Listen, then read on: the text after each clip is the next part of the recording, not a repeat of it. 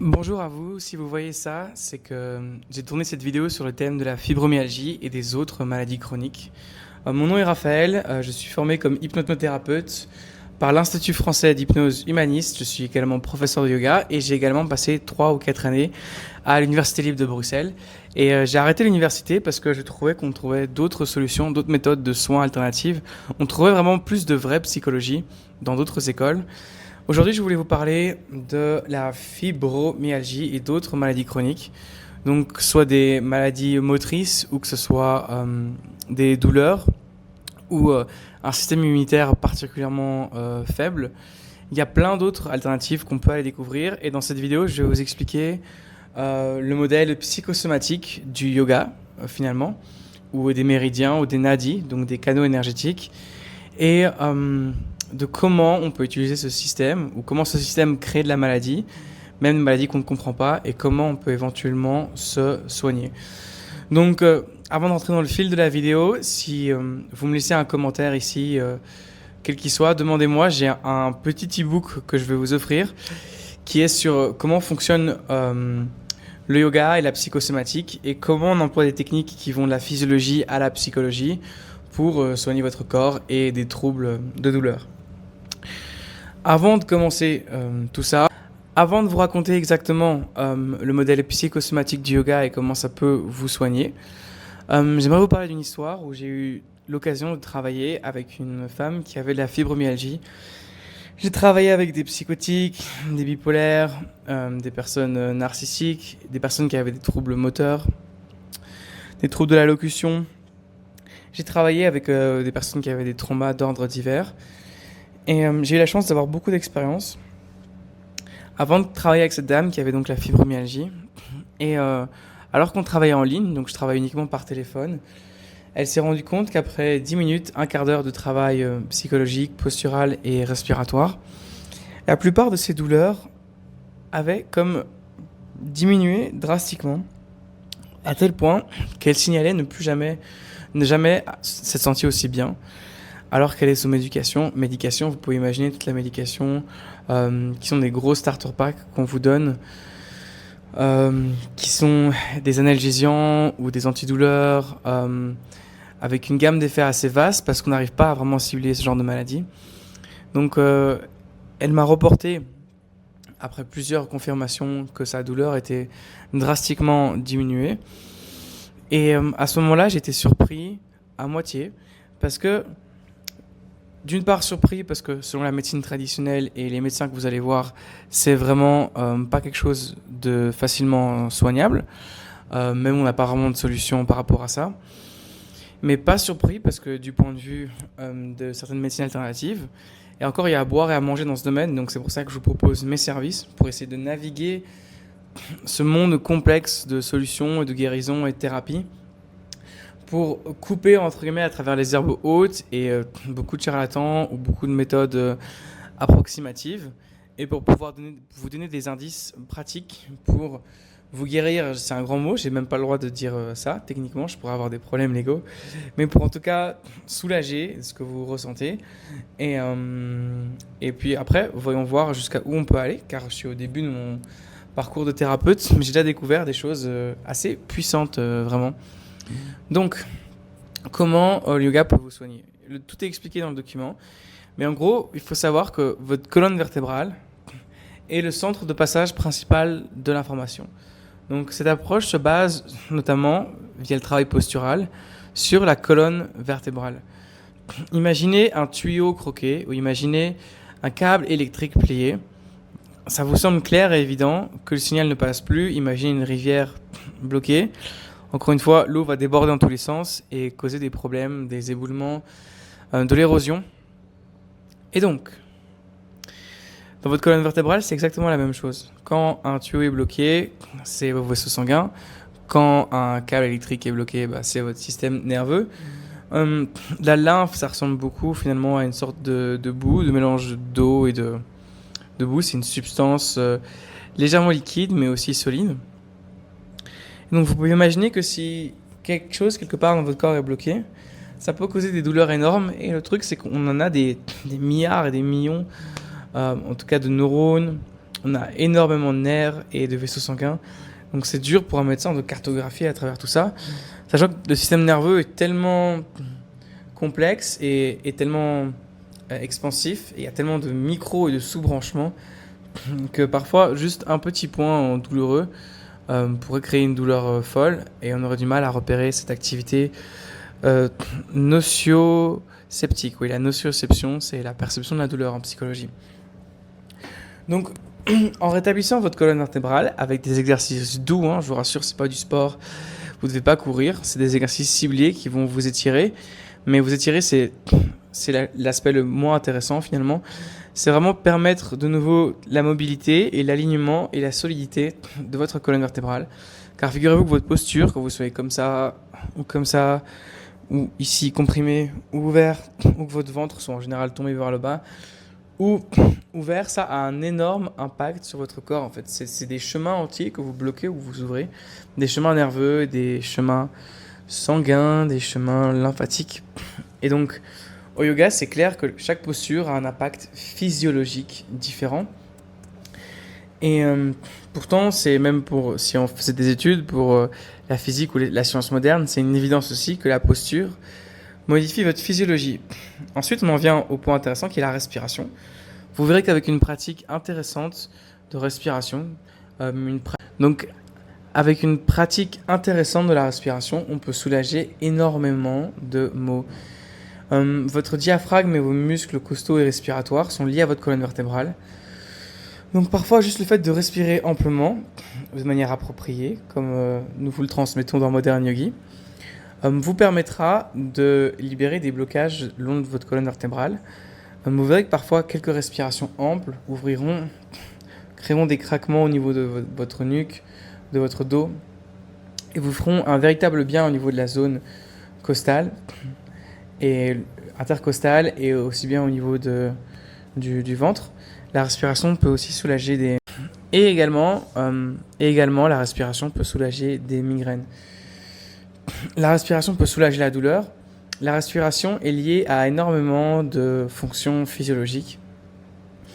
Les niveaux d'acidité influencent votre respiration, vos niveaux de gaz, le taux d'oxygène que vous avez déjà, forcément. Votre posture influence votre respiration, mais surtout, là, quand on rentre dans le monde de la psyché, de la psychologie, vos émotions influencent énormément votre respiration. Et donc, pour beaucoup de gens qui n'ont jamais fait soit du sport, encore le sport, c'est pas l'approche idéale, qui sont jamais vraiment relaxés, qui sont stressés depuis des années, il faut que vous vous rendiez compte que vous avez potentiellement pas bien respiré depuis des mois ou des années. Mais alors, c'est comment bien respirer ? Je vous rassure, nous, on vous offre une session avec Modern Yogi. Vous verrez que c'est pas en forçant votre respiration que forcément elle s'ouvre. Parfois, il faut faire un effort, c'est clair. Mais parfois, en se relaxant, par exemple au milieu d'une session d'hypnothérapie, en écoutant un certain son, en ayant une certaine guidance psychologique pour pouvoir se relaxer, votre respiration s'ouvre toute seule et vraiment, votre respiration commence à s'ancrer dans le ventre, votre torse.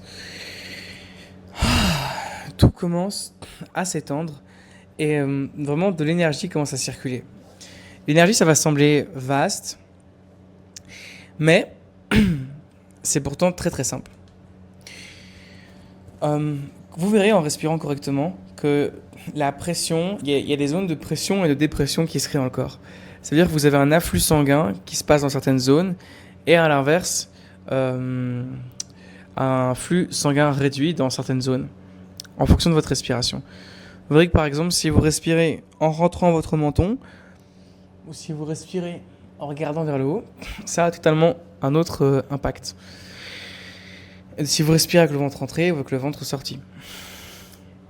Donc tout ça, c'est pas pour vous donner des instructions. Si vous voulez des instructions claires pour vous soigner, pour avoir des effets thérapeutiques, venez nous contacter.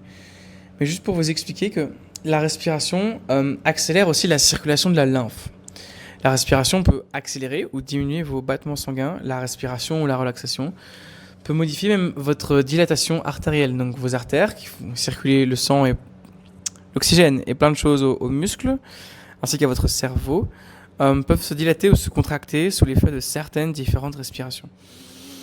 Donc juste pour vous indiquer que la respiration correctement pratiquée a un vrai effet de brassage ou de nettoyage, en plus de nettoyer vos poumons évidemment, parce que les zones les plus profondes de vos poumons sont rarement employées, ce qui peut amener à l'accumulation de plein de choses, de toxines, de liquides dans la zone des poumons, et ce qui crée plein de problèmes respiratoires.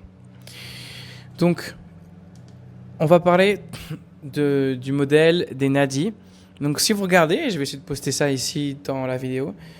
J'ai aussi une autre vidéo qui en parle sur mon YouTube. Donc, si vous imaginez le corps humain à partir de la colonne vertébrale, c'est véritablement comme un arbre, c'est de l'énergie. Au yoga, on dit qu'il y a 72 000 vaisseaux, canaux d'énergie, rivières, qu'importe comment vous voulez l'appeler. Et quand prenons soin de la circulation de cette énergie, toutes les maladies peuvent être éradiquées. En plus simple, voici ce qui se passe physiologiquement dans votre corps. Votre système nerveux, votre cerveau, qui a pour but de réguler toute cette cascade chimique qui va de votre hypothalamus et du centre de votre cerveau en cascade, jusqu'à la glande thyroïde, jusqu'à d'autres glandes dans le corps, qui maîtrise tout votre équilibre chimique. Donc il y a un équilibre chimique, un équilibre nerveux. Le système nerveux scanne constamment notre corps pour savoir s'il y a des dégâts, pour savoir s'il y a des problèmes dans certains tissus. Et cette information-là remonte à votre cerveau. C'est pareil, le sang, la lymphe, tout joue un système de rétrofeedback. Ça part principalement du cerveau, mais d'autres centres aussi. Ça circule dans tout votre corps et ça revient, tout comme le sang par exemple. Donc qu'est-ce qui se passe s'il y a des zones qui sont bloquées, s'il y a des canaux qui sont bloqués, s'il y a certains de ces nerfs ou vaisseaux énergétiques qui sont bloqués dans votre corps n'a plus l'information juste et ne peut plus agir en conséquence pour vous soigner en fait. Et le cœur du problème il est là, c'est que l'efficacité du transfert et du rétrofeedback de votre système nerveux, sanguin et de vos autres systèmes est faible. Et c'est pour ça qu'un travail sur la posture, aussi sur la respiration, permet d'avoir des résultats thérapeutiques assez impressionnants. Et surtout la respiration peut avoir un effet très analgésique si vous pratiquez correctement la respiration. Et encore, ce n'est pas des techniques que la plupart des gens connaissent. Vous pouvez anesthésier votre corps, vous pouvez créer des réponses de relaxation profonde, vous pouvez arriver à des états de béatitude ou de bien-être assez profonds. Donc enfin vient forcément la psychologie. Donc votre psychologie, vos traumas du passé, les difficultés que vous avez eues, ça peut sembler très irrationnel pour beaucoup de personnes, mais ça reste en trace. C'est toute une chimie qui est maintenue, dont le système garde trace et qui va s'exprimer autrement. En fait, tous les épisodes difficiles, les émotions négatives, les déceptions, les frustrations, les colères, les sentiments de culpabilité, les sentiments de honte profond ou d'humiliation, ou les sentiments de vide et d'apathie que vous avez pu vivre, sont toujours stockés en vous en fait. Et votre conscience, votre état émotionnel et de pensée subjectif influence directement votre physiologie. La preuve, si là maintenant vous imaginez un citron, vous pouvez saliver. Si là maintenant vous devez faire attention parce qu'il y a un criminel qui va bientôt essayer d'avoir votre peau et vous devez courir. Naturellement, rien qu'en écoutant ça, vous avez sécrété de l'adrénaline, vos rythmes cérébraux ont changé parce qu'il y a un véritable lien entre ce qu'on ressent et notre corps en fait. Les deux ne sont pas séparés. Pour beaucoup de scientifiques, ça semble encore complètement intangible alors que c'est une évidence et qu'il y a des tonnes d'études qui prouvent ce genre de choses. Donc c'est l'heure d'inclure vraiment toute cette dimension psychologique dans vos maladies et de vous ouvrir à la possibilité d'aller voir dans votre passé, dans vos sentiments, dans vos émotions. Et vous verrez qu'il y a des pistes très intéressantes à découvrir. Moi, la plupart des clients, des gens que j'ai eus, tout fait toujours sens. C'est toujours une forme de souffrance réprimée qui peut devenir une maladie. Et je sais, ça semble bizarre parce que ça change de la théorie très déterministe et biologique de la plupart des maladies. Et ça inclut le facteur mental dans la maladie. Mais bien sûr, on s'occupe aussi de votre corps, de votre physiologie. Et vous verrez que si vous cherchez un peu, vous verrez que corriger votre posture, votre respiration et vos émotions a un impact physiologique profond sur votre système immunitaire. Donc ça c'est prouvé, vous pouvez juste aller regarder par vous-même. Et encore une fois, laissez-moi un commentaire et vous verrez ce document-là. Donc ce que je vous propose, moi ici en fin de compte, c'est d'envisager un travail thérapeutique. J'offre la première ou les premières sessions pour que les personnes puissent se familiariser avec mon approche. Je travaille en ligne principalement. J'organise des retraites pour les personnes qui ont les moyens de se prendre un billet d'avion et de voyager. Vous pouvez venir me voir en Inde, dans l'Himalaya ou à différents endroits du monde. Si vous couvrez les frais du transport, je peux vous rejoindre aussi également. Donc je travaille principalement en ligne, j'offre les premières sessions, et s'il y a des personnes qui n'ont pas vraiment les moyens de s'offrir une thérapie ou de participer financièrement, je suis prêt à travailler gratuitement. Je vous demanderai en revanche un peu de recommandations, de parler un peu de moi autour de vous, si vous avez des effets bénéfiques évidemment, et si mon approche vous apporte du soulagement. Donc vous aurez mon contact ici dans la description de la vidéo. Vous n'avez qu'à m'appeler et me laisser un message et on pourra rentrer plus en profondeur sur ce que vous vivez, la fibromyalgie, une maladie chronique quelconque, des déficiences immunitaires. Je vais venir juste là-dessus, sur cette métaphore intéressante. Il est prouvé que certains états psychologiques peuvent déclencher l'apoptose. L'apoptose, c'est un phénomène qu'on a découvert, c'est un phénomène cellulaire. On s'est demandé pourquoi est-ce qu'on mourait en fait. On pensait que c'était lié à l'âge, à l'horloge, au soleil qui tourne, enfin la Terre qui tourne autour du soleil. On s'est rendu compte qu'en fait c'était juste un programme dans nos cellules et que si ce programme était activé, déclenché pour différentes raisons, la cellule mourrait. Alors que la cellule aurait potentiellement pu vivre des milliers d'années de plus. Et là, ça ouvre des portes de réflexion encore plus larges sur l'humain et son existence. Mais ce qui est très intéressant, c'est de montrer que votre corps peut vous tuer, votre mental peut vous tuer ou peut vous soigner. Et donc, j'ai hâte que vous puissiez explorer mon approche, que vous puissiez me donner votre feedback, vous avoir ici, en tête-à-tête, pour pouvoir vous aiguiller, vous donner quelques pistes et vous soulager si tout se passe bien. Je vous souhaite une très bonne journée, merci de m'avoir écouté et depuis l'Himalaya.